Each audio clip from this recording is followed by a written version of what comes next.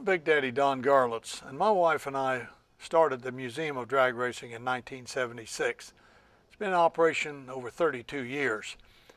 You know, most people would think, gosh, wouldn't that get boring, a museum, 32 years?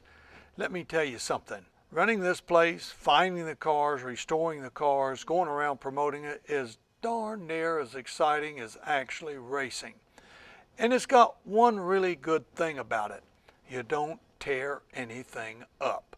When you build it and you restore it, you got it. And everything that we've ever found or restored is still here for future generations to enjoy.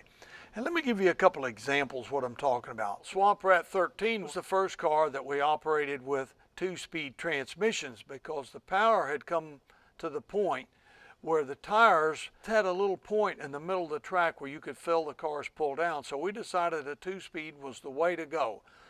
And there was the downfall of the slingshot dragster, because at Long Beach, California on March the 8th, 1970, one of those 2-speeds exploded, cut off part of my right foot.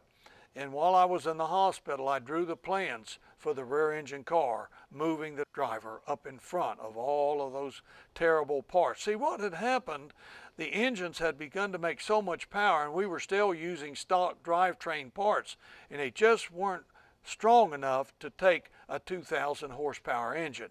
Today, you know, the funny cars, they sit in back of all that stuff, but it's all special made parts, not the kind of junkyard parts we were using in 1969.